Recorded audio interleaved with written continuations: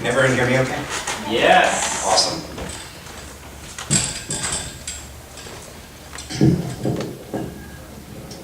Thank you. If you haven't seen me perform before, there's a couple questions you might be wondering, so I'll answer them for you right off the bat. Number one, his name is Steve Buscemi. He's in Fargo, Reservoir Dogs, The Big Lebowski, and TV's Boardwalk Empire. And second of all, yes, I get it all the time. I'm glad to be a member of Laughter House 5. Before this, I wanted to be a member of the Fantastic Four, mostly so I could go, so here's the thing. I do enjoy being a comedian. Second to actually being a comedian is being able to refer to myself as a comedian. I enjoy it so much that I will employ it whenever possible. Filling out forms, if it asks for my occupation, I'll write comedian. If it doesn't ask for my occupation, I'll find another place to write it on.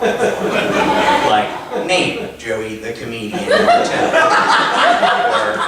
or sex with a comedian, then you're in luck.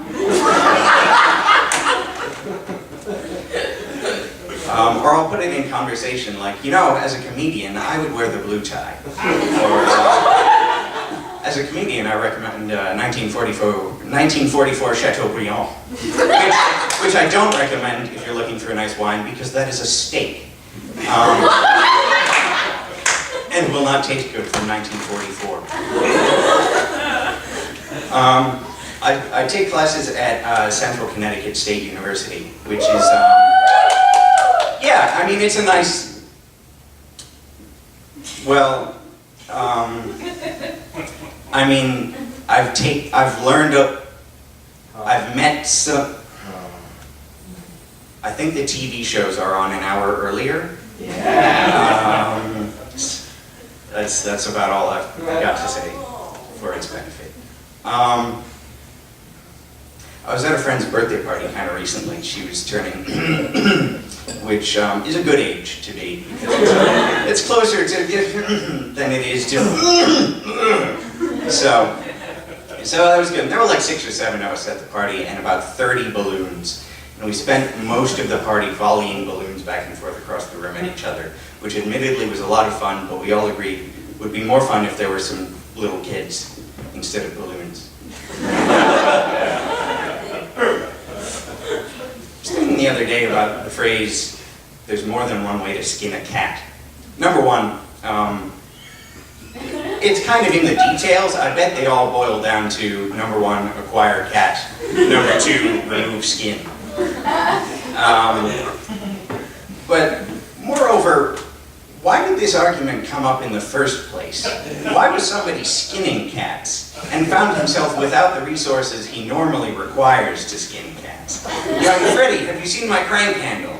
And Freddie's like, what do you need it for? I need it to skin a cat, you know, because that's how you do it. And he's, you can do it without a crank handle. You mean there's more than one way? Baffled. Totally lost my place. There are some scientific experiments I've heard about that really would put me out of business because they are funnier than comedy. The one that comes immediately to mind is, if I understand the experiment correctly, they took chimps and they engineered a button to their brain so that when the chimp pressed the button, it would have an orgasm. Nice. The chimps died of starvation because all they did was sit there and give themselves orgasms. This is proof enough to me that we are related to chimps. Another commonality is pornography. They trained monkeys to use foodstuffs probably as currency because, you know, they can't reach the ATM. So they trained them to use food as money. And once they've got that system in place, they found that male chimps were willing to trade their monkey dollars for pictures of naked monkey butts, which is especially funny because there were naked monkey butts on the other monkeys there in the experiment. I can't help but wonder why we perform these kind of experiments, except maybe to see what it is we do that monkeys won't. And the answer is obviously perform experiments on other monkeys.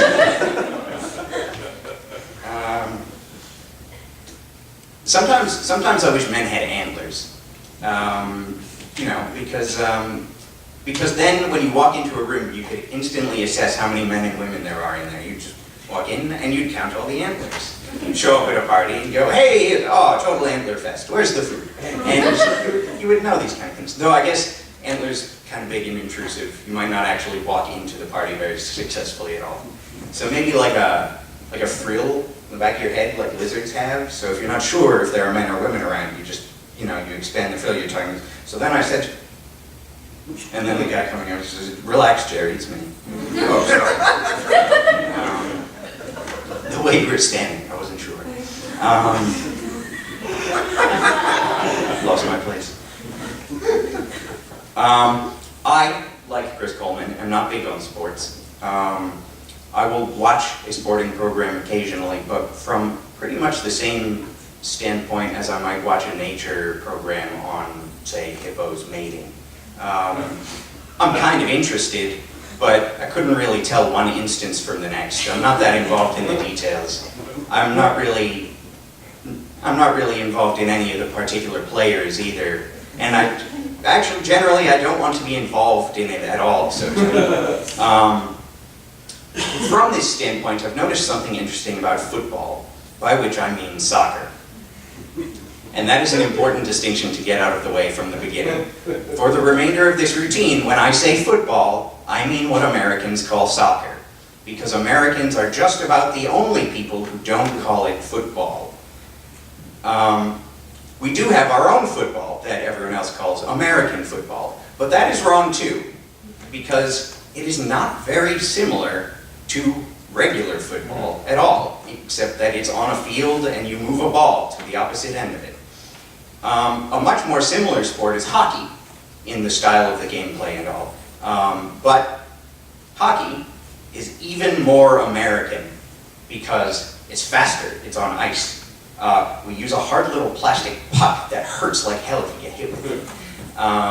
We knock it around with big old sticks, and fighting is encouraged.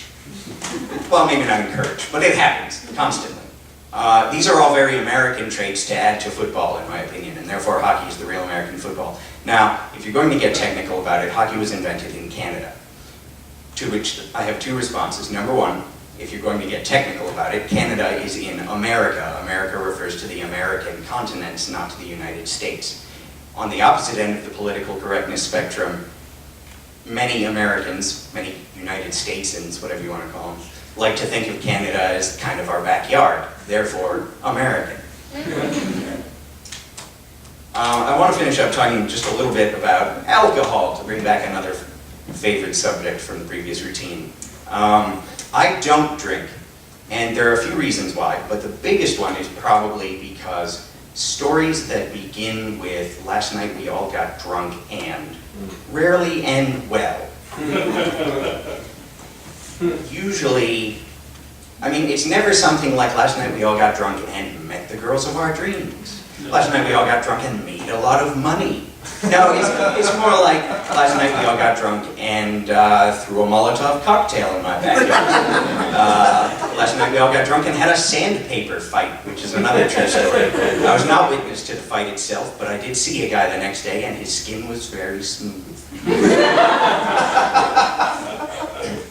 The best way the sentence "last night we all got drunk and" ever ends is "had a really good time." This is something I'm capable of without drinking. Same thing goes for getting stoned. The other day we got stoned and watched cartoons. This is how I entertain myself most days, without getting stoned first. The other day we got stoned and sat around doing nothing. This is what I do most of the time, without getting stoned first. Thank you very much.